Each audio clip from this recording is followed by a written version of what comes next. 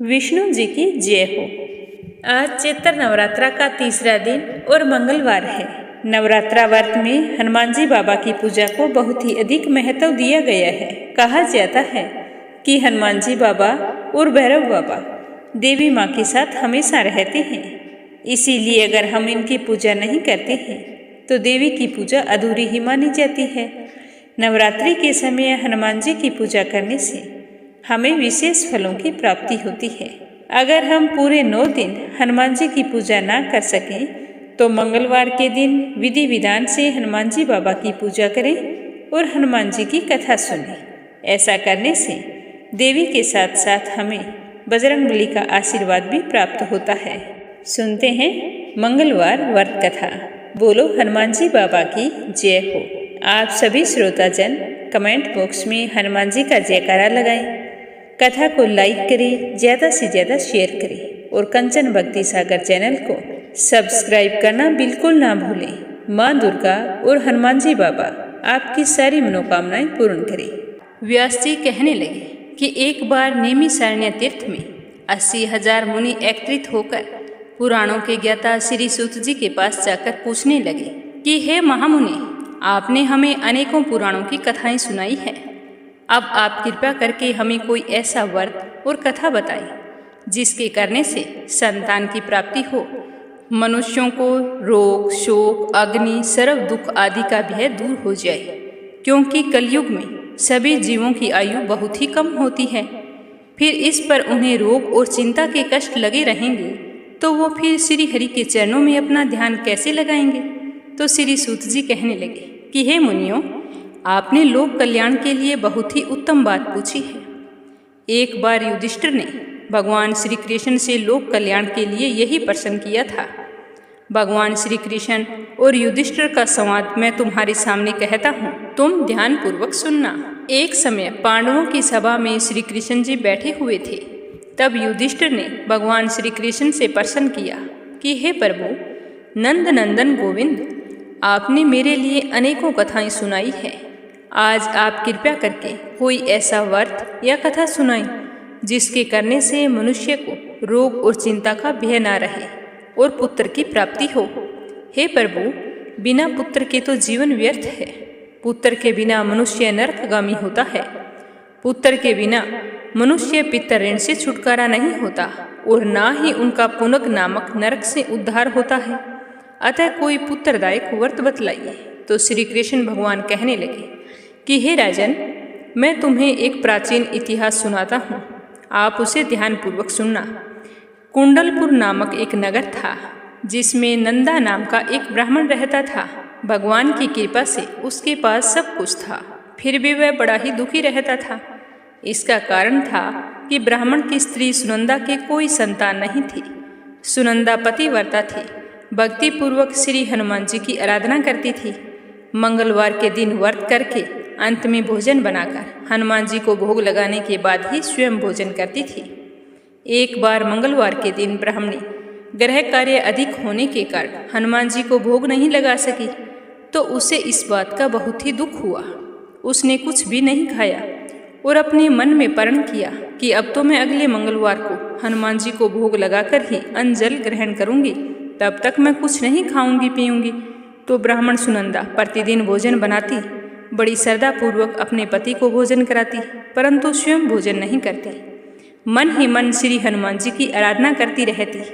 इसी प्रकार 6 दिन बीत गए और ब्राह्मणी सुनंदा अपने निश्चय के अनुसार भूखी प्यासी निराहार रही। जब अगला मंगलवार आया तो ब्राह्मणी सुनंदा प्रातःकाल ही उठकर जैसे ही स्नान करके मंदिर में पूजा के लिए गई तो वहां पर बेहोश होकर गिर पड़ी। ब्राह्मणी सुनंदा की इस असीम भक्ति भाव से हनुमान जी बहुत ही प्रसन्न हुए और प्रकट होकर कहने लगे कि हे सुनंदा, मैं तेरी भक्ति से बहुत ही प्रसन्न हूँ, तू उठ और वरदान मांग।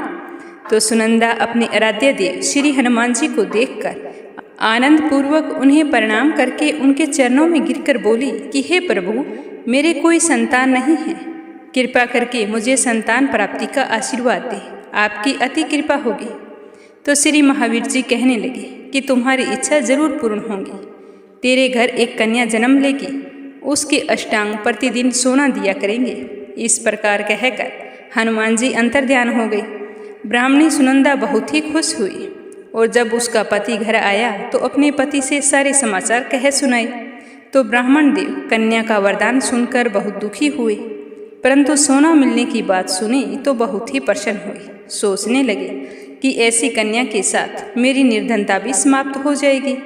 तो श्री हनुमान जी की कृपा से ब्राह्मणी गर्भवती हुई और 10वें महीने उसने बहुत ही सुंदर पुत्री को जन्म दिया। यह बच्ची अपने पिता के घर में ठीक उसी तरह बढ़ने लगी जिस तरह शुक्ल पक्ष का चंद्रमा बढ़ता है। 10वें दिन ब्राह्मण ने अपनी बालिका का नामकरण संस्कार करवाया तो उनके कुल पुरोहित ने उस बालिका का नाम रत्नावली रखा, क्योंकि वह कन्या रोजाना सोना प्रदान करती थी। इस कन्या ने पूर्व जन्म में बड़े ही विधान से मंगल देव के व्रत किए थे। रत्नावली का अष्टांग बहुत सा सोना देता था। उस सोने से नंदा ब्राह्मण धनवान हो गया और सुनंदा को भी अभिमान हो गया। समय बीतता रहा। अब रत्नावली 10 वर्ष की हो चुकी थी। एक दिन ब्राह्मण बहुत ही प्रसन्नचित मुद्रा में बैठा था। तब सुनंदा कहने लगी कि हे स्वामी, अपनी पुत्री रत्नावली विवाह योग्य हो गई है, अतः आप कोई सुंदर तथा योग्य वर देखकर इसका विवाह कर दें। तो अपनी पत्नी की बात सुनकर ब्राह्मण कहने लगा कि प्रिय, अभी तो रत्नावली बहुत छोटी है। तब ब्राह्मणी कहने लगी कि शास्त्रों की आज्ञा है कि कन्या 8वें वर्ष में गौरी, 9 वर्ष में रोहिणी, 10वें वर्ष में कन्या और इसके पश्चात रजस्वाला हो जाती है। गौरी के दान से पाताल लोक की प्राप्ति होती है, रोहिणी के दान से बैकुंठ लोक की प्राप्ति होती है, कन्या के दान से इंद्रलोक में सुखों की प्राप्ति होती है। अगर हे पतिदेव, रजस्वाला बेटी का दान किया जाता है तो घोर नरक की प्राप्ति होती है।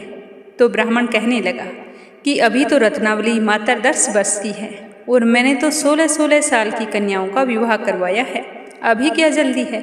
तो सुनंदा कहने लगी कि आपको तो लोभ आ गया है। आप सोचते हैं कि यह चली जाएगी तो सोना कहाँ से मिलेगा। शास्त्रों में कहा गया है कि माता पिता और बड़ा भाई रजस्वाला कन्या को देखते हैं तो वो अवश्य ही नरकगामी होते हैं। तो ब्राह्मण कहने लगा कि ये तो अच्छी बात है, तुम ठीक कह रही हो। कल मैं अवश्य ही योग्य वर की तलाश में अपना दूत भेज दूंगा। तो दूसरे दिन ब्राह्मण ने अपने दूत को बुलाया और आज्ञा दी कि जैसी सुंदर मेरी कन्या है वैसा ही सुंदर वर उसके लिए तलाश करके लाओ। तो दूत अपने स्वामी की आज्ञा पाकर निकल पड़ा। चलते चलते वो पंपई नगर में जा पहुंचा। वहाँ उसने एक बहुत ही सुंदर लड़के को देखा। यह लड़का ब्राह्मण परिवार से था, बहुत ही सुंदर और गुणवान था। इसका नाम था सोमेश्वर। तो इस ब्राह्मण लड़के के सारे गुण और सुंदर होने के बारे में अपने स्वामी को बताया। तो ब्राह्मण सुनकर बहुत ही खुश हुआ। नंदा और सुनंदा दोनों को दामाद के रूप में यह लड़का पसंद आ गया। तो उन्होंने उसके माता पिता से मिलकर अपनी बेटी का रिश्ता तय कर दिया और फिर शुभ मुहूर्त में विधि पूर्वक कन्यादान करके ब्राह्मण ब्राह्मणी बहुत ही संतुष्ट हुए। परंतु ब्राह्मण के मन में तो लोभ समाया था। उसने कन्यादान तो कर दिया पर मन बहुत खिन्न था। उसने विचार किया कि रत्नावली तो सुबह चली जाएगी, मुझे इससे जो सोना मिलता था वो अब मुझे नहीं मिलेगा। मेरे पास जो धन बचा था वो तो इसके विवाह में लग गया। अब जो शेष धन बचा है वो भी थोड़े ही दिनों में समाप्त हो जाएगा। तो मैंने तो इसका विवाह करके बड़ी भूल कर दी है। अब कोई ऐसा उपाय करूं जिसके चलते रत्नावली मेरे घर में ही रुक जाए, अपनी ससुराल ना जावे। लोभ रूपी राक्षस ब्राह्मण के मस्तिष्क पर छाता ही जा रहा था। रात भर वह अपनी सैया पर बेचैनी से करवट बदलता रहा और सोचते सोचते रत्नावली के पिताजी ने एक बहुत ही क्रूर निर्णय ले लिया। उसने विचार किया कि जब रत्नावली को लेकर उसका पति सोमेश्वर अपने घर जाएगा तो मार्ग में मैं छिप कर बैठ जाऊंगा और सोमेश्वर को मार दूंगा और अपनी लड़की को अपने घर ले आऊंगा, जिससे नियमित रूप से उसे सोना भी मिलता रहेगा और समाज में कोई भी मनुष्य मुझे दोष नहीं दे सकेगा। बस यह निश्चय करके वो सो गया। सुबह हुई तो नंदा और सुनंदा ने अपने जमाई तथा लड़की को बहुत सारा धन देकर विदा कर दिया। सोमेश्वर अपनी पत्नी रत्नावली को लेकर ससुराल के लिए रवाना हो गया। ब्राह्मण नंदा महालोभ के वशीभूत होकर अपनी मति खो चुका था। उसे पाप पुण्य का बिल्कुल भी विचार नहीं रहा।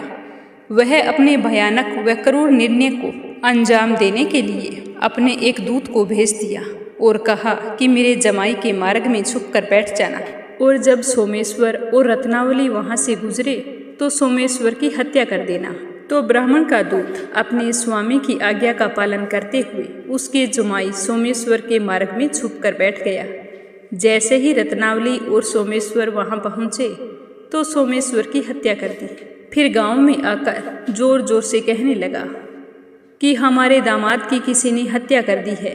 तो यह सुनकर ब्राह्मण मन ही मन बहुत ही खुश हुआ और झूठ मूठ का रोना करते हुए उसी मार्ग में जा पहुंचा और रुंदन करती हुई अपनी पुत्री रत्नावली से कहने लगा कि हे पुत्री, मार्ग में लुटेरों ने तुम्हारे पति को मार दिया है। भगवान के आगे किसी का जोर नहीं है। जो भगवान की इच्छा होती है वही होता है। अब तुम घर चल, वहीं पर रहकर अपना शेष जीवन व्यतीत करना।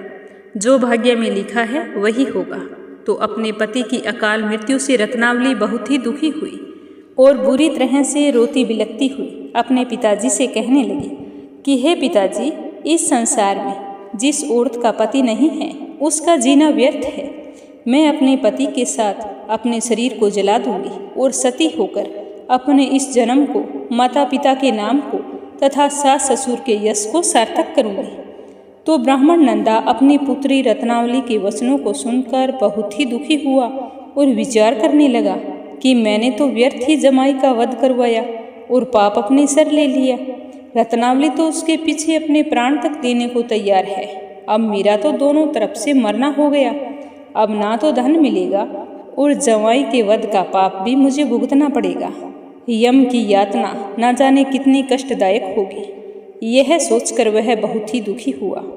अब सोमेश्वर को लाया गया, उसकी चिता बनाई गई। रत्नावली सती होने की इच्छा से अपने पति का सर अपनी गोद में रखकर चिता में बैठ गई। जैसे ही चिता को अग्नि लगाई गई वैसे ही प्रसन्न होकर मंगलदेव वहाँ पर प्रकट हो गई और कहने लगे कि हे रत्नावली, मैं तेरी पति भक्ति से बहुत ही प्रसन्न हूँ, तू वरदान मांग। तो रत्नावली ने अपने पति का जीवन दान मांगा। तब मंगलदेव ने कहा कि रत्नावली, तेरा पति अजर अमर है, यह महाविद्वान भी होगा। इसके अतिरिक्त तेरी कोई और इच्छा हो तो मांग। तब रत्नावली कहने लगी कि हे ग्रहों के स्वामी, यदि आप मुझ पर प्रसन्न हैं तो मुझे यह वरदान दीजिए कि जो भी मनुष्य मंगलवार के दिन प्रातःकाल लाल पुष्प लाल चंदन से पूजा करके आपका स्मरण करे, उसको रोग व्याधि ना हो, स्वजनों से उसका कभी भी वियोग ना हो, सर्प अग्नि तथा स्त्रियों का भय ना हो। जो स्त्री मंगलवार का व्रत करे वो कभी विधवा ना हो। तो मंगलदेव रत्नावली की बात सुनकर तथास्तु कहकर अंतर्ध्यान हो गए। सोमेश्वर मंगलदेव की कृपा से फिर से जीवित हो गया। रत्नावली अपने पति को पुनः प्राप्त करके बहुत ही प्रसन्न हुई और मंगलदेव का व्रत प्रत्येक मंगलवार को करके व्रतराज और मंगलदेव की कृपा से इस लोक में सुख ऐश्वर्य को भोगते हुए अंत में अपने पति के साथ स्वर्ग लोक को चली गई। बोलो हनुमान जी बाबा की जय हो।